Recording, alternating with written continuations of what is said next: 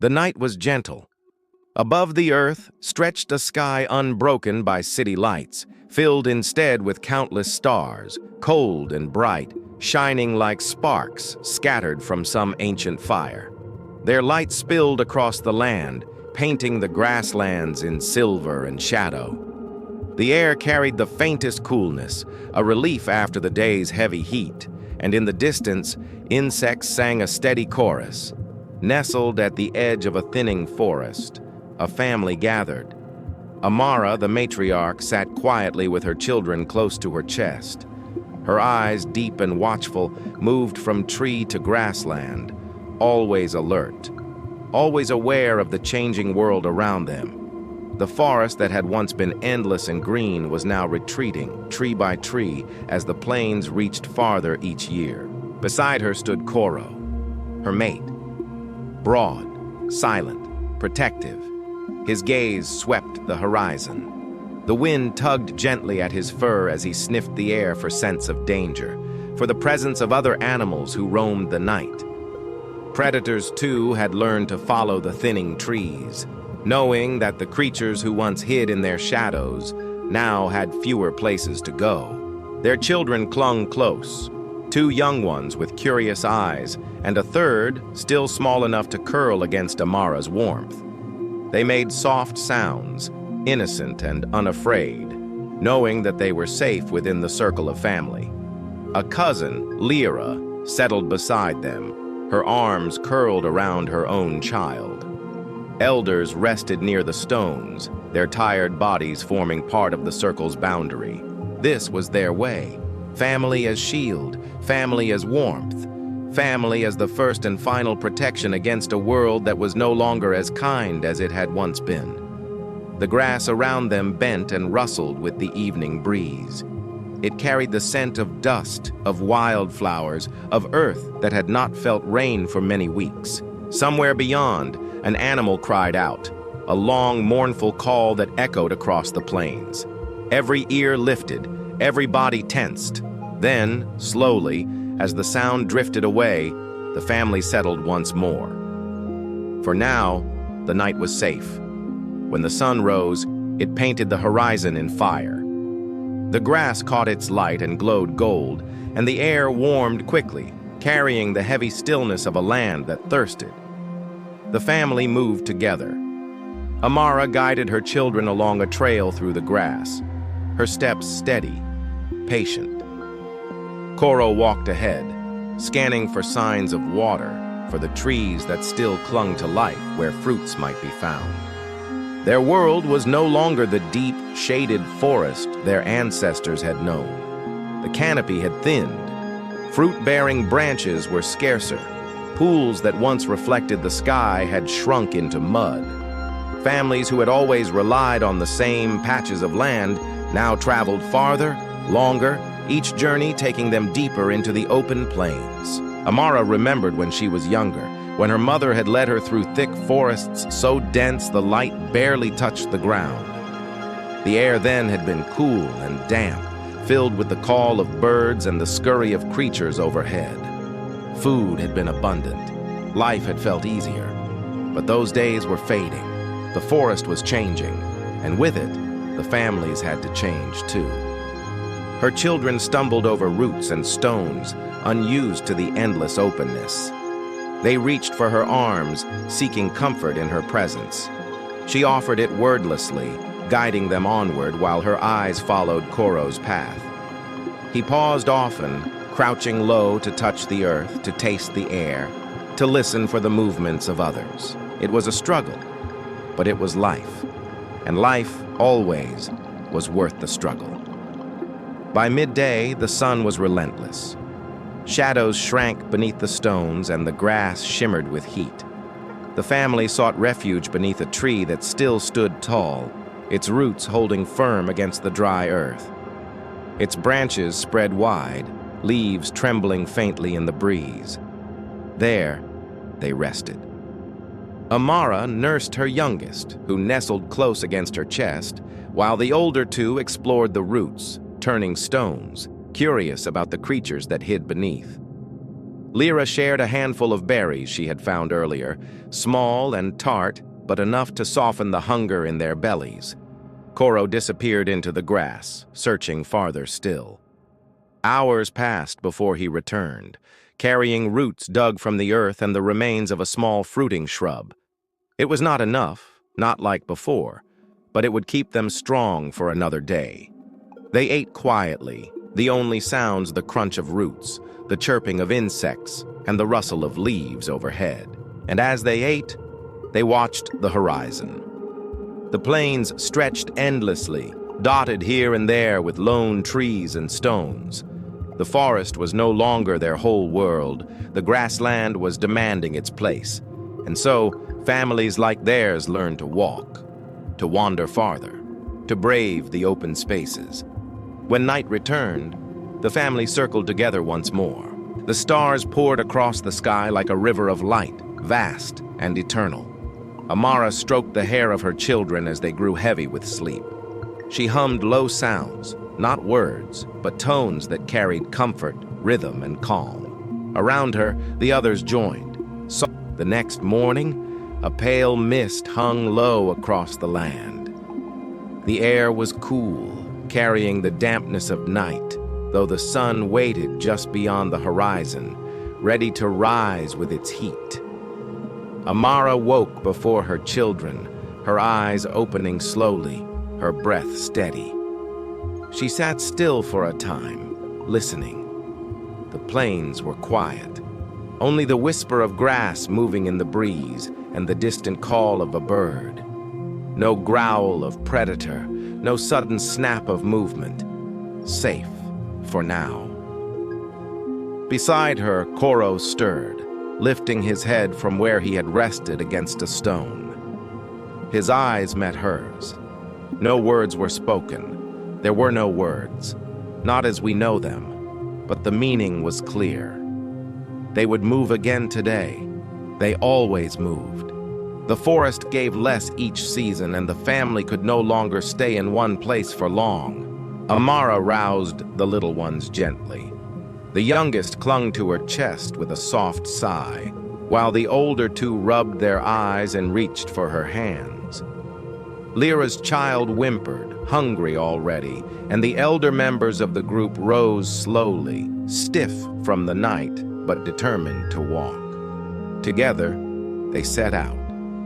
The land opened before them. The trees behind grew smaller, fading into the haze. Ahead stretched miles of golden grass, bending with the wind. The family walked in single file, Koro at the front, his shoulders cutting through the swaying blades. Amara followed with the children, her pace steady, her eyes never leaving them. The sun climbed quickly. The mist lifted. Heat pressed down heavy, making each breath thicker. The little ones grew restless, their small legs slowing, their cries rising softly. Amara crouched often, lifting them, carrying them when they faltered.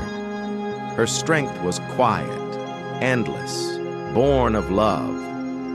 The others shared the burden when they could, Lyra, an elder, even Koro when the path allowed. No one was left behind. The family walked until the sun reached its peak, and then they stopped. Beneath a solitary tree, they found shade. Its branches reached thinly toward the sky, but its leaves cast a patch of shadow large enough for them all. They collapsed there, grateful. Some lay flat against the cool earth, while others leaned against roots, eyes closed. Koro searched the base of the tree. His hands brushed through the leaves, the soil, the stones. At last he uncovered a cluster of roots, thick and pale. With a sharp stone he cut them free. Amara shared them among the family, chewing them slowly, softening them before pressing them into the mouths of her children. The taste was bitter, but it was food. As they ate, a herd passed in the distance. creatures tall and strange, with long necks rising above the grass. Their shadows moved in slow rhythm, their voices carrying deep across the plains. The children lifted their heads, eyes wide, watching. Amara watched too, her gaze filled with wonder. The plains were not empty. They were alive, in ways the family was only beginning to learn. By evening, the air cooled once more. Shadows stretched long, and the family gathered near a cluster of stones to make their circle for the night. They pressed close together, bodies warm against the rising chill. The little ones curled into the center. Amara stroked her youngest's head, humming soft tones that lulled the child into stillness. Koro sat near the edge of the group, watching the horizon as darkness deepened. The grass sang with the wind, insects chirped, a steady lullaby. Above, the sky blazed with stars, brighter now than the night before, each one sharp and clear. The band of the Milky Way stretched across the heavens, a silver river flowing endlessly. Amara gazed upward. She could not name the stars, but she felt their presence, eternal, watching, as though they had seen generations before her and would see generations after. The thought calmed her. Their family was small, but their story was part of something far greater, something that stretched across time itself. She closed her eyes. Sleep came softly, like a tide. Days passed. The family moved farther from the forest, deeper into the grasslands. Each morning they rose with the sun. Each day they walked until their legs ached and their throats were dry. Each night they curled into one another, finding safety and closeness. Sometimes they found berries, bitter but nourishing. Sometimes they dug for roots. Sometimes they went hungry, stomachs hollow, until the next discovery. The struggle was constant, yet the land grew harsher. The rains, once steady, no longer came. The earth cracked beneath the sun's heat, and the trees that remained shed their leaves early, their branches skeletal against the sky. Streams turned to dust. The animals of the plains moved restlessly, herds migrating farther, predators following close behind. The family felt it all. Hunger pressed deeper into their bones. The youngest whimpered at night, restless in their sleep. The elders grew slower, their steps heavy, though their spirits remained unbroken. Amara carried the weight in her heart. Each day she rose, gathering her children, guiding them across the endless plains. Her arms ached, her body weary, but she moved forward always. To stop was to surrender, and surrender was not an option. Koro walked at the front, shoulders tense, every sense sharpened. His eyes scanned the horizon not only for food and water, but for the shadows that moved with intent. They knew they were not alone. One evening, as the sun lowered, the wind carried a scent sharp and dangerous. Koro froze. His body stiffened, his eyes narrowing. The others stopped too, silence falling like a stone. From the grass, a figure emerged, sleek, powerful, its muscles rippling beneath tawny fur. A predator, its eyes fixed on the family. The children clung to Amara's legs. She pulled them close, her breath steady though her heart thundered.